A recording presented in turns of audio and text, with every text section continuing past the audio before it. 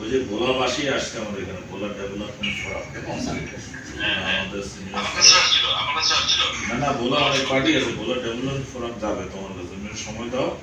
ভোলা তো গ্যাসই ভাসতেছে, গ্যাস সরকার পর্যন্ত নদীর চার দিয়ে বাদ না দিলে গ্যাস তো বাইরে চলে যাবে, দিকে যদি চলে যায় গ্যাস তো কেমন ওনারা সাথে দেখা করলে ওনাদের আজকে আজকে আজকে বলতে পারবো না, কারণ আজকে আবার আমি যেমন দুই উপদেষ্টা মহোদয় সহ আমাদের চাইনিজ একটা টিম আসতেছে, তাদের সাথে তিস্তা নিয়ে আমাদের আজকে বিশাল মিটিং হবে। কবে সময় দিয়ে বলো আজকে আমরা পাবে না, না আজকে তো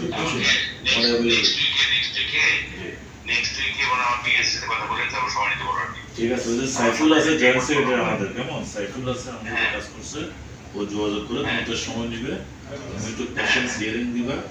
আমি নিজে পার্সোনালি ঘুরে এসেছি, এটা আসলে বেরিবাদ বা মেরিনের মতো করে একটা পর্যটন আলো হইতে পারে, কেমন। আর তো ইনর্মাস পটেনশিয়ালস আছে সেখানে, প্রচুর গ্যাস বিদ্যুৎ উৎপাদন হচ্ছে, সার কারখানা হবে, সুতরাং এটাকে আর বিচ্ছিন্নতা একটা প্রায়োরিটিও দেখবো, এটা হলো আমার তদবির, কেমন। ঠিক আছে, ঠিক আছে, ওকে বন্ধু, ঠিক আছে, আচ্ছা আচ্ছা।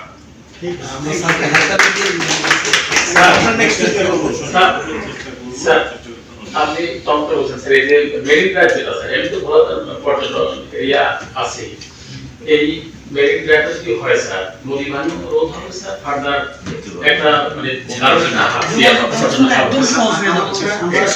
আমাদের রার মাধ্যমে আমরা স্যার আসলে তার মাধ্যমে এখানে আসছি। আসসালামু আলাইকুম। আমাদের সিনিয়র যারা আছেন তারা ইতিপূর্বে অনেক কথা বলছেন, তো আমি সেই বিষয়গুলো রিপিট করবো না। যেটা তুমি আগেই বলেছিলেন যে 2011 সালে এই সেতুটার ব্যাপারে কথা যখন শুরু হয়, ভোলা বরিশাল সেতুর ব্যাপারে, তারপরে দুইবার সম্ভাব্যতা যাচাই করা হয়েছে আমি যতটুকু জানি, কিন্তু তারপরেও কোনো ডিজাইন এত বছরও হয় নাই, আর কেউ অর্থায়ন করে নাই। রাজনৈতিক কথাগুলো নাই বলি, কারণ আমাদের রাজনৈতিক ভাবে অনেক এমপি মন্ত্রী ছিল ভোলা থেকে, তারা কেউ করে নাই। দ্বিতীয়ত আরেকটা বিষয় হচ্ছে লঞ্চ কর্তৃপক্ষ যারা আছে তারাও ভেটো দেয় যাতে সেতু না হয়, এখানে তাদের একটা হাত আছে আমরা জানি। আপনাদের কাছে মানে অন্তর্বর্তীকালীন সরকারের কাছে ভোলাবাসীর সবচেয়ে বেশি দাবি ভোলা বরিশাল সেতু নিয়ে।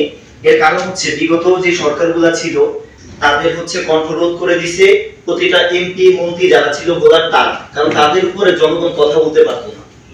আর আজকে আমরা মুক্তভাবে কথা বলতে পারতেছি, আপনাদের সাথে বসে যে মিটিংটা করতে পারছি, বিগত দিনে ভোলাবাসী মনে হয় না খুব একটা এইভাবে আপনাদের সাথে ওপেনলি ডিসকাস করতে পারছে, কথাগুলো বলতে পারছে।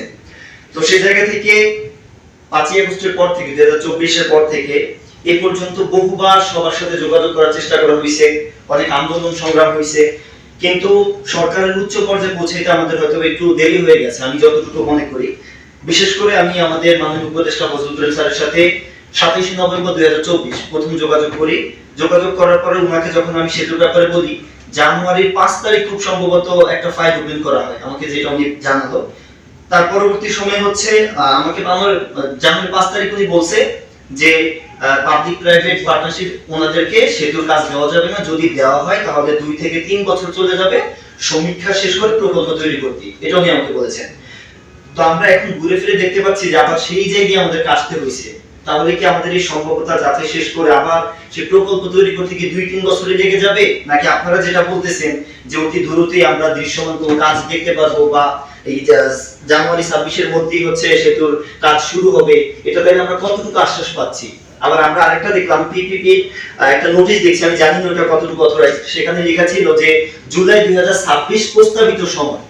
তাহলে আমাদের প্রধান উপদেষ্টার বিশেষ সহকারী যিনি গিয়েছিলেন, আপনি গিয়েছিলেন ভোলাতে, আপনারা যেটা বলেছেন যে জানুয়ারি 2026 শুরু হবে, সেই জায়গাতে আবার আমরা পিপি থেকে দেখতেছি যে সেখানে লেখা আছে জুলাই 2026। তাহলে এই দুইটা ডেট কেন আলাদা হলো? পাশাপাশি যেটা আমাদের সেতু উপদেষ্টা বলেছেন যে পাবলিক প্রাইভেট পার্টনারশিপে যদি দেওয়া হয় 2-3 বছর লেগে যাবে সমীক্ষা শেষে প্রকল্প তৈরি করতে, এই বিষয়টা একটু আপনি ক্লিয়ার করবেন। শুনেন, আমরা যেটা বলছি এটা ব্যাকগ্রাউন্ড লাগে, কেমন, প্রত্যেকটা জিনিসের প্রস্তুতি আছে, এই প্রস্তুতির জন্য সময় না দিলে তো কাজ হবে না। প্রথম কথা হচ্ছে যে 11 বছর 12 বছর তোমরা শুনেছেন কাজ আগাইতে হয়েছে, যাকে যে সমীক্ষা লাগবে, রিপোর্ট লাগবে, সে এক্সওয়াইতে যে কাজটা পাবে, প্রাইভেট পাবলিক পার্টনারশিপে হোক, G2G প্রকল্পে হোক, গভর্নমেন্ট করলে একটা সমীক্ষা লাগবে। তবে আমরা বেস কাজটা করে রাখছি। এই জিনিসটা দিলে পরে ধরুন আমরা যেটা করে রাখছি এটা স্টাডিটা পাইলে they can make judgement quickly. তারা তো এগ্রি করতে না, ঠিক আছে মোটামুটি একটু দেখে তারা চিন্তা করে একসাথে যেতে পারবে। একটা প্রজেক্ট নিলে প্রচুর সময় লাগে, যেটা বাস্তবতা। এখানে প্লাস পয়েন্ট হচ্ছে আমরা কাজটা আগে রাখছি, সমীক্ষাগুলো পার্ট অফ দ্য প্রজেক্ট। এই সমীক্ষা কিন্তু পার্ট অফ দ্য পূর্ব প্রস্তুতি। তো পূর্ব প্রস্তুতির কাজ আগে আছে অনেকটা, এবং যেই পাক সেই কাজটা করতে হবে। আমরা ডিজাইন যেটা বলছি, ডিজাইন হবে কিসের উপরে? ওই সমীক্ষার উপরে, কোন দিক দিয়ে করা যাবে, কোন দিক দিয়ে করা যাবে না, কোন দিকে ডেপথ কত হবে, ডিজাইন করতে এগুলো বিবেচনা আসবে। এনভায়রনমেন্টের হ্যাম্পার হবে কিনা, এনভায়রনমেন্টকে অ্যাড্রেস করতে হবে, কোন দিক দিয়ে যেতে হবে। এটা হলো এই স্টাডিজ বোর্ডকে বেস করে তারা ডিজাইনটা করবে। তো ওই ডিজাইনের কাজটা তো আমরা ধরছি হাতে, যেটা অলরেডি আমাদের বিশ্ববিদ্যালয় বলেছে। এখন একটা হচ্ছে যে আমি একটা শিলান্যাস করলাম, এখানে একটা পাথর দিয়ে বললাম যে উদ্বোধন করা হলো, ব্যাকগ্রাউন্ডে কোনো কাজ হলো না, ব্রিজ তো একদিনে করা যাবে। এটা তো অনেক দিনের লং টাইমের জন্য আমরা করবো। আর যেটা বলেন পিপিপি প্রজেক্টে, হ্যাঁ ওই যে যদি আমরা শুরু থেকে ধরি, স্যার যেটা বলছেন বিভ্রান্ত কথা বলেন, আমি যদি শুরু থেকে যদি অভ্যাসটা খেতে লাগবে, ওই কাজটা তো আমরা আগে রাখছি। সো পিপিতে গেলে সুবিধা হবে যে উই হ্যাভ রেডিমেড স্টার্টিং, তারা ওটার বেস করে আগাইতে পারবে। হয়তো এটাকে একটু তারা রিলেট করবেন, মডিফাই করতে পারেন, সেটা খুব বেশি সময় লাগবে না। তো যেই কারণে জানুয়ারির কথা আমরা বলছি, জানুয়ারির দিকে শুরু হবে, কিন্তু আমরা বলতে পারি না যে জানুয়ারি তো ভাবছি যে জানুয়ারি খুব তাড়াতাড়ি কাজ করে, তাহলে আমরা কবে গেলাম? মার্চের 1 থেকে 13 তারিখ কিন্তু মিটিং হয়ে গেছে ফাইনাল। আজকে এপ্রিল, মে, জুন, জুলাই 4 মাস কিন্তু এখনো তারা সিলেকশন করে দিতে পারে না। তো জাপানের মতো টাইম বন অ্যাকশন প্ল্যান তারা 4 মাস পেয়ে গেছে, হয়তো 1 মাসের মধ্যে আমরা হয়তো আমরা আশা করছি পেয়ে যাবো। তাই দেখেন ওই সিলেকশন করতে আমার কয় মাস লাগতেছে, আমার না জাপানেরই।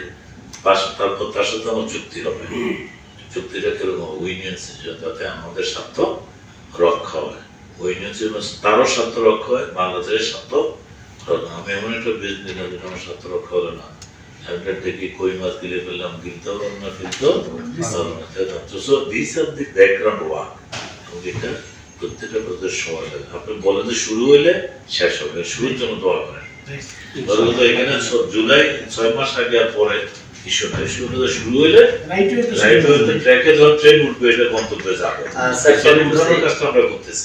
সরি টু সে, যেটা হচ্ছে আমাদের এই আন্দোলন পরিপ্রেক্ষিতে আমরা যেটা শুনতে পাইছি, সবসময় বলতেছে যে আশ্বাসের আর বিশ্বাস নেই। আমরা বিগত দিনও যে কথাটা দেখছি, এখনো শুনতেছি এটা। তো বিশেষ করে ধরেন আমাদের নির্বাচনটা যদি হয়, আমরা যে ওপেন ডিসকাসটা এখন করতে পারতেছি, এটা কিন্তু নির্বাচিত সরকার আসার পর করা যায় না। কারণ তখন আমি আগেও বলছি যে এমপি মন্ত্রীরাই ব্যাপারগুলো নিয়ে কথা বলে। তো এই সরকার যদি জাপান অর্থন না করে, আমরা শুনেছিলাম যে কাতারের সাথে কথা বলার কথা, যে তারা অর্থন করবে এরকম কিছু একটা, যদি তারাও না করে বাংলাদেশ সরকার করবে, হ্যাঁ। তো সেই জায়গা থেকে ধরেন বাংলাদেশ সরকার অর্থায়ন যদি করে, তাহলে এই সরকার থাকাকালীন কি করতে পারবে কিনা আমার মনে হয় না আদৌ পসিবল। আপনি কি করে এই সরকার কতক্ষণ আছে আপনি জানেন? আমি জানি না, সেটা জানি, কিন্তু হ্যাঁ যেহেতু এটা ইন্টারিম গভর্নমেন্ট, তো সেই জায়গা থেকেই তো আমরা বেশি প্রত্যাশা রাখি যে নির্বাচিত সরকার আসলে আমরা কখনই সেতু পাইনি, আর ভবিষ্যতে পাবো কিনা তারও কোনো নিশ্চয়তা নাই। একটু বলি, সরকারের আগের ধরন আর সামনে জনগণের বিরুদ্ধে তো সবাই টিকতে পারে না, পারছে। আগের ভাবনার সাথে এখন ভাবনা না এটা তো বলা হচ্ছে সবাই ধরনের। এখানে এক্স ওয়াই জেড যে দরকার সরকারে আসুক, তো তাকে প্রধানমন্ত্রীর বিরুদ্ধে গিয়ে টিকতে পারবে, এলাকায় যেতে পারবে না। যদি এরকম করে আপনারা সাহস পেয়েছেন, কথা বলার সুযোগ পেয়েছেন, এটা সামনে উন্নত থাকবে। আগের বাংলাদেশ এখন বাংলাদেশকে একবার চিন্তা করার সুযোগ নেই।